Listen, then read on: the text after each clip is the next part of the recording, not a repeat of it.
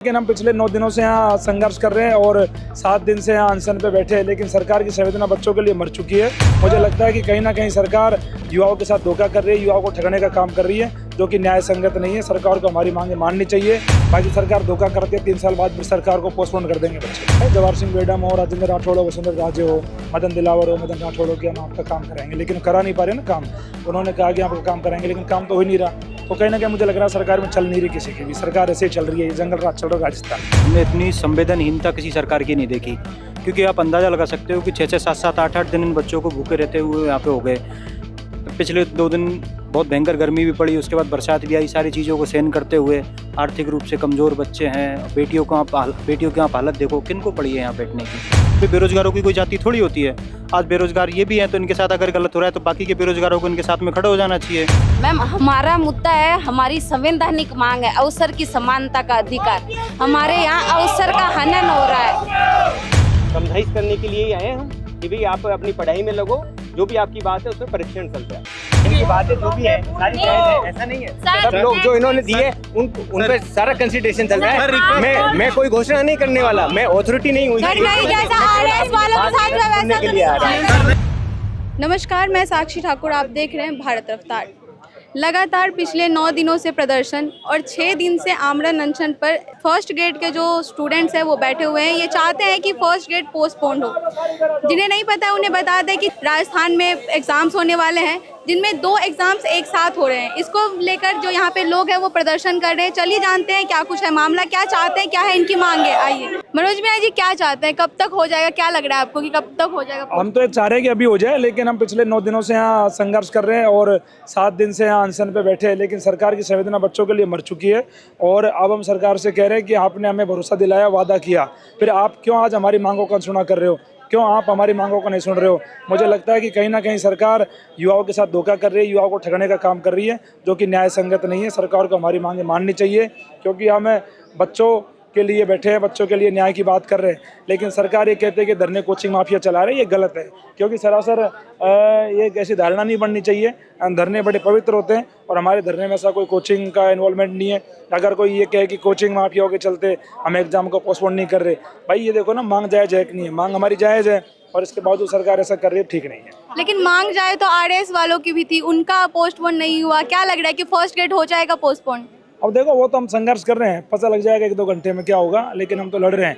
बाकी सरकार धोखा करती है, 3 साल बाद फिर सरकार को पोस्टपोन कर देंगे बच्चे। सरकार की तरफ से कुछ ऐसे आश्वासन वगैरह, कोई मंत्री, कोई विधायक, ऐसे कुछ? सबने आश्वासन दिया है। जवाहर सिंह बेडम हो, राजेंद्र राठौड़ हो, वसुंधरा राजे हो, मदन दिलावर हो, मदन राठौड़ हो, कि हम आपका काम कराएंगे, लेकिन करा नहीं पा रहे ना काम। उन्होंने कहा कि आपका काम कराएंगे, लेकिन काम तो हो ही नहीं रहा।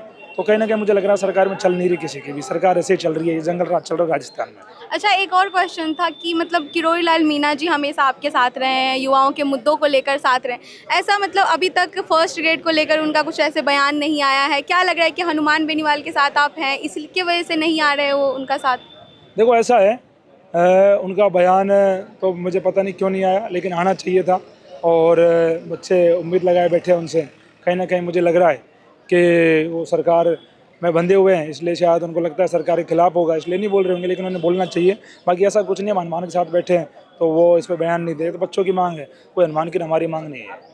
अच्छा, एसआई भर्ती पर भी आपने बहुत टाइम पहले मुद्दा उठाया था, अभी भी चल ही रहा है, उसका भी अभी तक कुछ नहीं हुआ है। तो क्या लगता है फर्स्ट ग्रेड पोस्टपोन हो जाएगा? बिल्कुल, हम लड़ रहे हैं ना, अब देखते हैं क्या रहता है, पता लग जाएगा जल्दी ना। पिछले 10 दिन से आप कर रहे हैं, 10 दिन होने वाला है ऑलमोस्ट, तो आगे की रणनीति क्या है आपकी अगर आज कुछ नहीं आता है तो? अभी बात करेंगे, अभी पुलिस के अधिकारी आ रहे हैं वार्ता करने के लिए, फिर देखते हैं क्या रहता है। अच्छा, ठीक है, चलिए जानते हैं और भी जो हमारे लोग हैं उनसे बात करते हैं।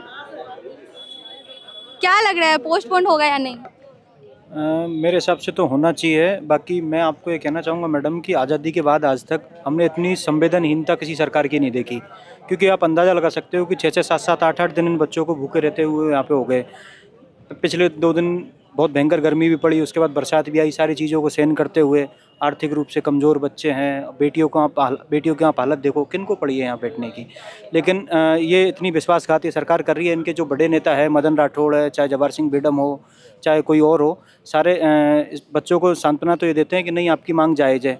तो अगर हमारी मांग जायज़ है तो फिर क्यों नहीं कर देते हैं पोस्टपोन? करना चाहिए ना, ये इनकी नैतिक जिम्मेदारी भी है। दूसरा, मेरे तो ये सुनने में आता है कि साहब ये सरकार को भी ब्यूरोक्रेट्स चला रहे हैं। तो अगर सरकार को ब्यूरोक्रेट्स चला रहे हैं तो फिर क्यों बैठा है भजन लाल? आराम से घर बैठे अपना काम करें। भाई भजन लाल जी से बच्चे मांग क्या रहे हैं? केवल एग्जाम पोस्टपोन करवाना ही तो मांग रहे हैं। जब 2 एग्जाम आपस में क्लैश हो रही है तो सबको दिख रहा है कि यार एक बच्चा एक दिन में 2 एग्जाम देगा कैसे? अगर वो आज फर्स्ट ग्रेड की देता है बेचारा तो फिर दिसंबर में वो JRF वाली नहीं दे पाएगा, लेक्चरर वाली। तो ये सरकार को सोचना चाहिए और संवेदनशीलता इन बच्चों के प्रति दिखानी चाहिए।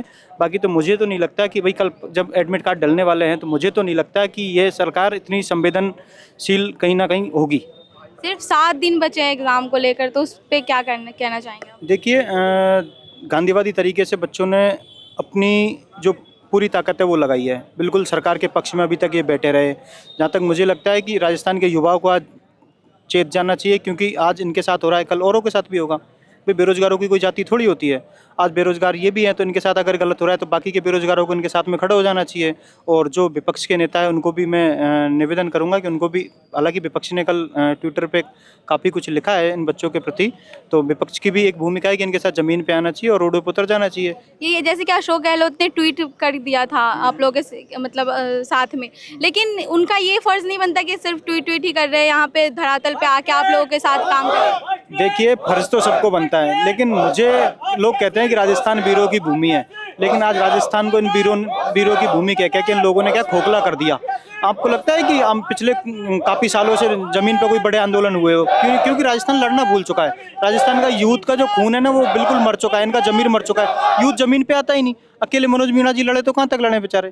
भाई जिम्मेदारी जब स्टूडेंट्स की है तो उनको ज़मीन पे आना चाहिए और लड़ना चाहिए अपनी। भाई हमारे हक और अधिकार के लिए वो कहते हैं ना कि हक और अधिकार भीख में नहीं मिलते, इनको छीनना पड़ता है और रोडों पे उतरना पड़ता है। जब तक यूथ रोडों पे नहीं उतरेगा, जब तक सरकार की आंखों में आंख मिला के बात नहीं करेगा, तब तक इनको हक और अधिकार मिलेंगे नहीं। तो मुझे तो लेकिन 7 दिन बाद एग्जाम है ना, तो अब ये भी हो सकता है कि जैसे RS नहीं पोस्टपोन हुआ है तो उनके मन में भी ऐसा डर आ गया है कि क्या पता RS नहीं हुआ है तो ये भी पोस्टपोन ना हो। देखिए मैं आपको पहले भी कह चुका हूँ कि सरकार को ब्यूरोक्रेट्स चला रहे हैं। ब्यूरोक्रेट्स में भी शेखर अग्रवाल जी, जो किसी की मेरे को जो यहाँ तक सुनने में आया कि जो शेखर अग्रवाल है वो किसी की नहीं मानता। जहाँ तक मैंने सुनने में आया कि मुख्यमंत्री जी तक की नहीं मानता। जब इनकी पर्चियाँ जब ऊपर से आ रही है तो फिर आप कहाँ से उम्मीद लगा सकते हो कि ये करेंगे? मुझे तो लगता नहीं है कि ये करेंगे। बाकी बच्चे हैं, अपना प्रयास कर रहे हैं बेचारे, हम लोग इनको समर्थन देने आए और हम हमारे बहन भाइयों के साथ खड़े हैं, क्योंकि हम भी किसान परिवारों से आते हैं और ये भी किसानों के बच्चे हैं। जैसा कि आप देख रहे हैं, बारिश हो या फिर इतने तूफान हो, गर्मी हो, फिर भी ये लोग प्रदर्शन किए जा रहे हैं। और भी लोग हैं, उनसे बात करेंगे हम।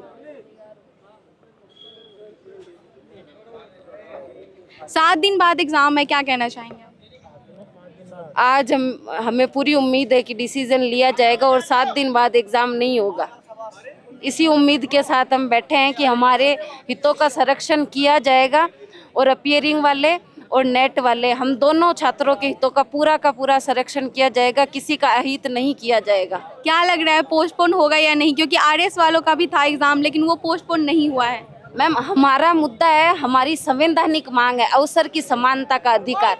हमारे यहाँ अवसर का हनन हो रहा है, तो अवसर का हनन तो संविधान भी नहीं करने देता। और हमें उम्मीद है ना तो सरकार ना RPSC हमारे अवसर का, रोजगार का जो हमें संविधान अधिकार देता है उसका हनन किसी भी हालत में नहीं किया जाएगा। इसी उम्मीद के साथ हम इसी उम्मीद में बैठे हैं कि संविधान तो सर्वोपरि है ना। अगर देश में, राज्य में संविधान का ही उल्लंघन किया जाएगा फिर हमें कहीं से भी कोई उम्मीद करने की कोई जरूरत नहीं है, फिर हम हमारे घर चले जाएंगे।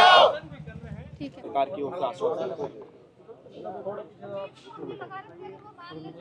देखो साथियों, काफ़ी दिनों से ये धरना JDA पार्क महेश नगर पर चल रहा है। जो छात्र जीवन बड़ा कठोर होता है, क्योंकि हम भी उसी पथ से गुजर के हम यहाँ आए हैं। कई समस्याएं होती हैं और आपने अपनी बात को रखकर, जैसा कि सबको विदित है कि फर्स्ट ग्रेड एग्ज़ाम की तिथियों में परिवर्तन करने या बढ़ाने के लिए आप लोगों का धरना चला आ रहा है। आपने कई दिनों से हर लेवल पर अपनी बात पहुंचाने का प्रयास किया, हर जगह आपने अपने ज्ञापन प्रस्तुत किए, उसके लिए हमने भी आपको फैसिलिटेट किया।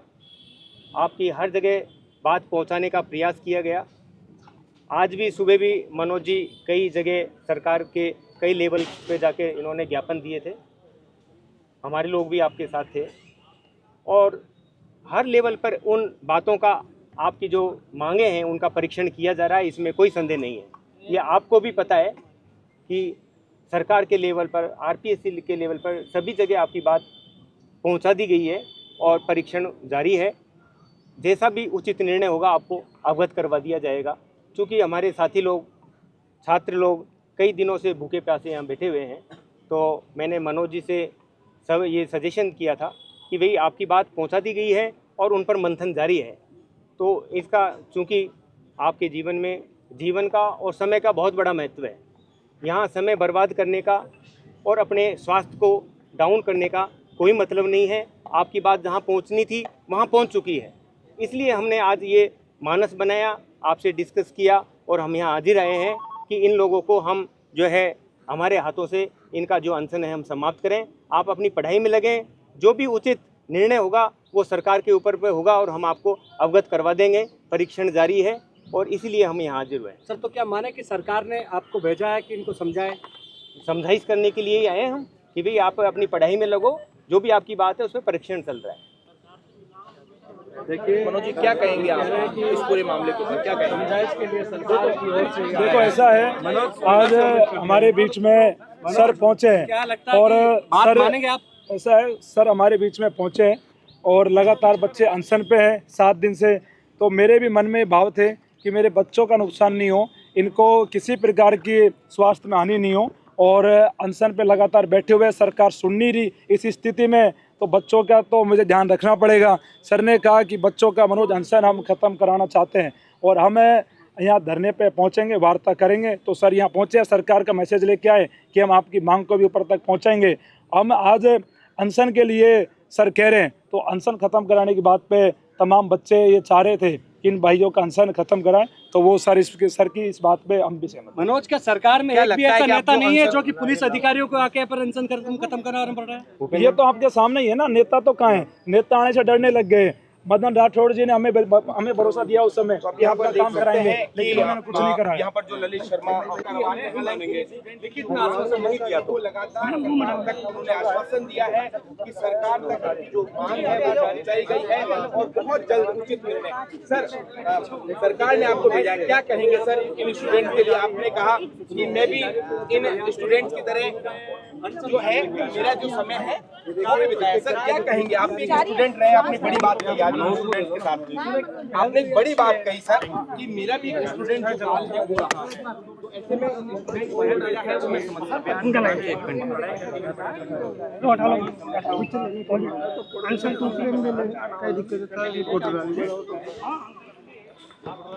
अपने जीवन लाइवलीहुड संबंधी, तो उनको समझते हुए मैं उच्चाधिकारी को निर्देशानुसार मैं यहाँ हाजिर हुआ हूँ, आप लोगों की पीड़ा समझने के लिए, आपकी बात समझने के लिए और उच्च स्तर तक पहुँचाने के लिए। तो देखिए, ये थे हमारे साथ छात्र नेता मनोज मीणा भी मौजूद है। मनोज, क्या कहेंगे आप? तमाम जो स्टूडेंट्स हैं इनका अनशन है वो जो है वो तुड़वाया गया है।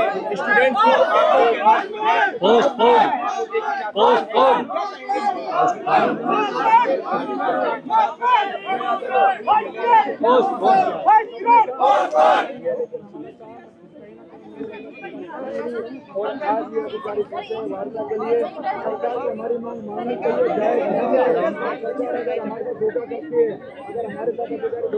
अच्छा सुनिए, यहाँ पर बच्चे मैं लेके जा रहा हूँ, आपकी बात सुनने के लिए। हमारी मांग एकदम संवैधानिक है।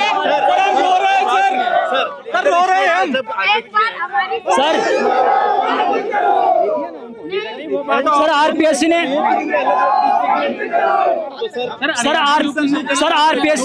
आरपीएससी ने गुमराह करके अपेयरिंग वाले स्टूडेंट का फॉर्म तो ले लिए, बट उनका एग्जाम डेट से पहले का रिजल्ट होना चाहिए। और क्या नाम है, हमारा रिजल्ट एमडीएस यूनिवर्सिटी सही सर, एमडीएस यूनिवर्सिटी हमारा रिजल्ट डिक्लेयर नहीं कर रही है सर। जी सर, और इस एग्जाम डेट को आगे बढ़ाया जाए सर। हमारे स्टूडेंट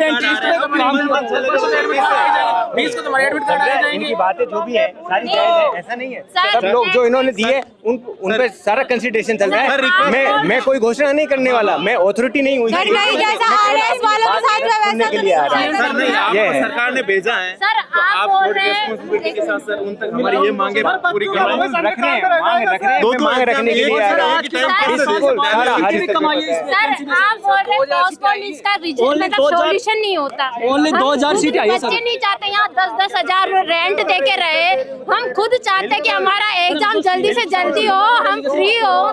वो बात पहुंचा दी है, लेकिन उसका ये नहीं है कि आप गैरकारी कोई एक्टिविटी में बैठ हैं। आप भूखे रहना, प्यासे रहना, ये सोल्यूशन नहीं है। हम खुद गए, जनप्रतिनिधि का ये होता है ना कि हमारी सुनने आए।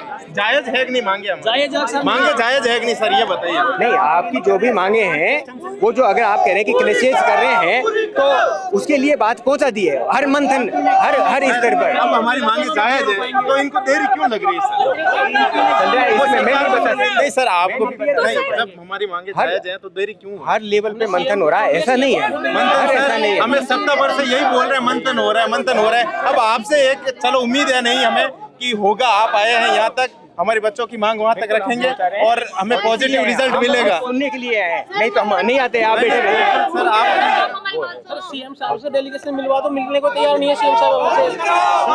जायज मांगे हैं, 3 एग्जाम सेम ड्यूरेशन पे, ऐसा क्यों हो रहा है सर? सरकार नॉन सिस्टमैटिक वे से काम कर रही है सर।